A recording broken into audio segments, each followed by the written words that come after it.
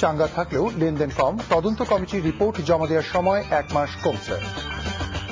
76-এ colonel Taher সহ অন্যদের বিচার কেন অবৈধ ঘোষণা করা হয়নি, সরকারকে হাইকোর্টের রুল।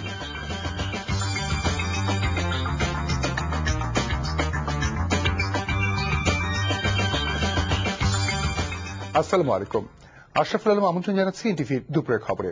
একেএস টিএমটি বা শিরোনাম শুনছিলেন, এবার পুরো খবর। হবিগঞ্জ 1, ব্রাহ্মণবাড়িয়া 3 আসনের উপনির্বাচন এবং আরো 12টি পৌরসভার ভোট গ্রহণ আগামীকাল। নির্বাচনী প্রচারণার সময় শেষ হয়েছে গতকাল এবং আগামীকাল সকাল 8টা থেকে ভোট গ্রহণ শুরু হয়ে বিকেল 4টা পর্যন্ত চলবে বিরতিহীনভাবে। এসব জায়গায় নির্বাচনের তথ্য জানাচ্ছেন আরাফাত সিদ্দিক। দুদিনের ব্যবধানে আওয়ামী লীগের 2 জন সংসদ সদস্যের মৃত্যুর কারণে হবিগঞ্জ 1 ও ব্রাহ্মণবাড়িয়া 3 আসনের উপনির্বাচন হচ্ছে। হবিগঞ্জ 1 আসনের 20টি ইউনিয়নে 175টি ভোট কেন্দ্রে প্রায় 3 লাখ ভোটার ভোট দেবেন। নবম সংসদ নির্বাচনে শব্দজনিত কারণে আমরা এই রিপোর্টটি একটু পরে আপনাদের কাছে নিয়ে আসছি। আমরা পরবর্তী রিপোর্টটিতে চলে যাচ্ছি। আগামীকাল অনুষ্ঠিত হবে ব্রাহ্মণবাড়িয়া 3 আসনের উপনির্বাচন। এরই মধ্যে যাবতীয় প্রস্তুতি শেষ করেছে নির্বাচন কমিশন। তবে 126টি কেন্দ্রের মধ্যে ব্রাহ্মণবাড়িয়া পৌরসভা ও সদর উপজেলার 47টি এবং বিজয়নগর উপজেলায় 15টি কেন্দ্রকে ঝুঁকিপূর্ণ হিসেবে চিহ্নিত করা হয়েছে। সদর উপজেলার 8টি ইউনিয়ন, বিজয়নগর উপজেলার 7টি ইউনিয়ন এবং ব্রাহ্মণবাড়িয়া পৌরসভার 12টি ওয়ার্ড নিয়ে গঠিত এই আসন। এই আসনে ভোটার সংখ্যা 3,10,238 জন। 6 জন মনোনয়নপত্র জমা দিলেও এদের মধ্যে বাছাই পর্বে বাদ পড়েন স্বতন্ত্র প্রার্থী। আর জাতীয় পার্টির প্রার্থী রেজাউল করিম ভূঁইয়া 13 জানুয়ারি প্রার্থিতা প্রত্যাহার করে আওয়ামী লীগ প্রার্থীকে সমর্থন দেন। নির্বাচনে মহাজোট প্রার্থী আম ওবায়দুল মুক্তাদির চৌধুরী নৌকা প্রতীক, ইঞ্জিনিয়ার খালেদ হোসেন মাহবুব শ্যামল ধানের শীষ প্রতীক এবং ইসলামী শাসনতন্ত্র আন্দোলন বাংলাদেশ নিয়াজুল করিম হাতপাখা প্রতীক নিয়ে নির্বাচন করছেন।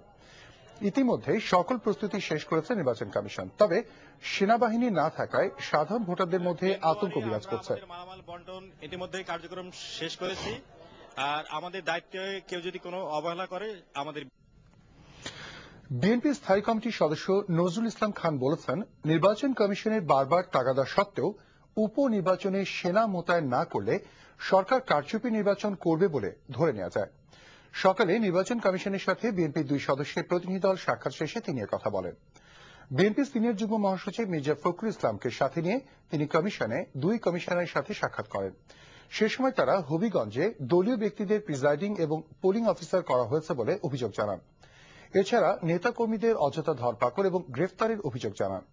সাংবাদিকদের তিনি বলেন, শেষ পর্যন্ত সেনা মোতায়েন না হলে নির্বাচনে অংশগ্রহণ বিষয়ে দলীয় সিদ্ধান্ত নেওয়া হতে পারে।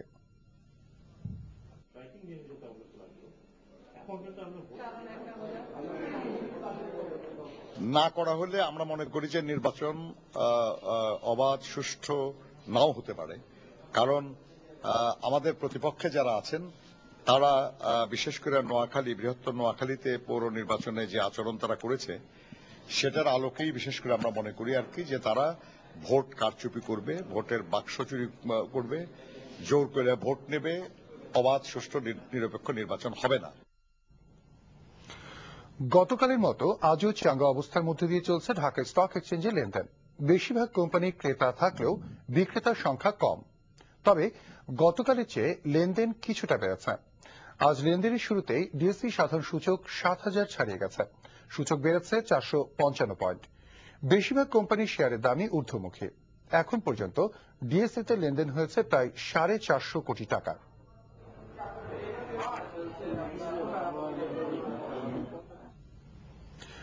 শেয়ার বাজারে বিপর্যয়ের কারণ তদন্তে গঠিত কমিটির রিপোর্ট জমা দেওয়ার সময় 1 মাস কমছে। 3 মাসের মধ্যে এই কমিটির রিপোর্ট জমা দেওয়ার কথা থাকলেও এখন তাদের 2 মাসের মধ্যে তা করতে হবে। আজ আন্তর্জাতিক কাস্টমস দিবস উপলক্ষে আয়োজিত অনুষ্ঠান শেষে সাংবাদিকদের এসব কথা জানান তিনি। বলেন, কমিটির বাকি 2 সদস্য কারা হবেন তা এখনো চূড়ান্ত হয়নি। তবে সরকার এই বাজারের সাথে সংশ্লিষ্ট কাউকে এই কমিটিতে রাখতে চায় না, তাই সদস্য পেতে দেরি হচ্ছে। অনুষ্ঠানে এফবিসিসিআই সভাপতি একে আজাদ সম্প্রতি ফার্নেস তেলের দাম বাড়ানোর সমালোচনা করে বলেন, এর ফলে বিদ্যুতের দাম বেড়ে যাবে এবং শিল্পে উৎপাদন খরচ বাড়বে। এর জবাবে অর্থমন্ত্রী বলেন, ব্যবসায়ীদের সাথে আলোচনা ছাড়া দাম বাড়ানো উচিত হয়নি, বিষয়টি সরকার ভেবে দেখবে।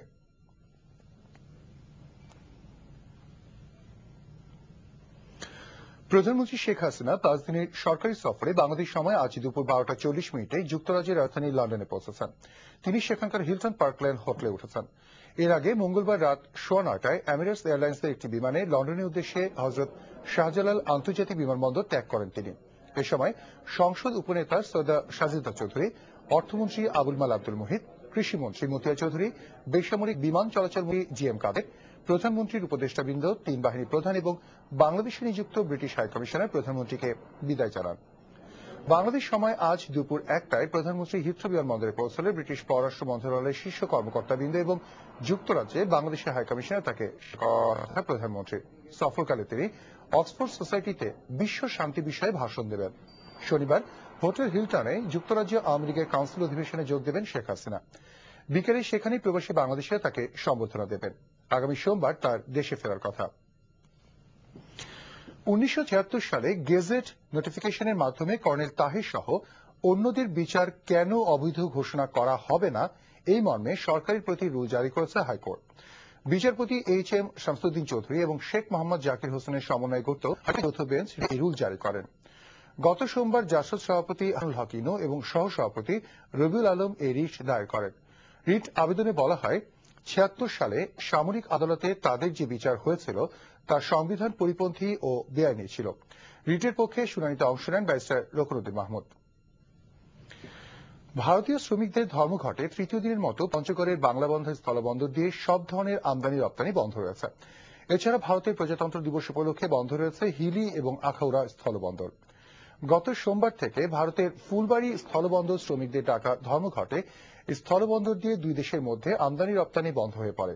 আগামীকালও বন্দরের সব ধরনের কার্যক্রম বন্ধ থাকবে। বিষয়টি মীমাংসা করতে ভারতের কাস্টমস, আমদানি রপ্তানিকারক, C&F এজেন্ট এবং ভারতীয় শ্রমিকদের মধ্যে ত্রিপক্ষীয় বৈঠক হবে বলে জানা গেছে। অন্যদিকে সীমান্ত সূত্র মতে প্রজাতন্ত্র দিবস উপলক্ষে ভারতে সাধারণ ছুটি ঘোষণা করায় দিনাজপুরের হিলি ও ব্রাহ্মণবাড়িয়ার আখাউড়া স্থলবন্দর দিয়ে দেশটির সাথে আমদানি রপ্তানি বন্ধ আছে। আগামীকাল থেকে উপনির্বাচন এবং আরও 12টি পৌরসভার ভোট গ্রহণ আগামীকাল। নির্বাচনী প্রচার প্রচারণার সময় শেষ হয়েছে গতকাল এবং আগামীকাল সকাল 8টা থেকে ভোট গ্রহণ শুরু হয়ে বিকেল 4টা পর্যন্ত চলবে বিরতিহীনভাবে। এইসব জায়গায় নির্বাচনের তথ্য জানাচ্ছেন আরাফাত সিদ্দিক। দুদিনের ব্যবধানে আওয়ামী লীগের 2 জন সংসদ সদস্যের মৃত্যুর কারণে হবিগঞ্জ 1 ও ব্রাহ্মণবাড়িয়া 3 আসনের উপনির্বাচন হচ্ছে। হবিগঞ্জ 1 আসনের 20টি ইউনিয়নে 175টি ভোট কেন্দ্রে প্রায় 3 লাখ ভোটার ভোট দেবেন। নবম সংসদ নির্বাচনে এ আসনে আওয়ামী লীগের দেওয়ান ফরিদ গাজী বিএনপির শেখ সুজাত মিয়ার চেয়ে প্রায় 73,000 বেশি ভোট পেয়ে জয়ী হয়েছিলেন। এবার প্রতিদ্বন্দ্বিতা করছেন আওয়ামী লীগের ডক্টর মোহাম্মদ মুশফিক হোসেন চৌধুরী এবং এবারও বিএনপির পক্ষ থেকে শেখ সুজাত মিয়া। এ আসনে মহাজোটের শরিক জাতীয় পার্টির প্রার্থী মোহাম্মদ আব্দুল মুমিন চৌধুরীও প্রতিদ্বন্দ্বিতা করছেন। ব্রাহ্মণবাড়িয়া 3 আসনে 15টি ইউনিয়নে 126টি ভোট কেন্দ্রে প্রায় 3,10,000 ভোটার ভোট দেবেন।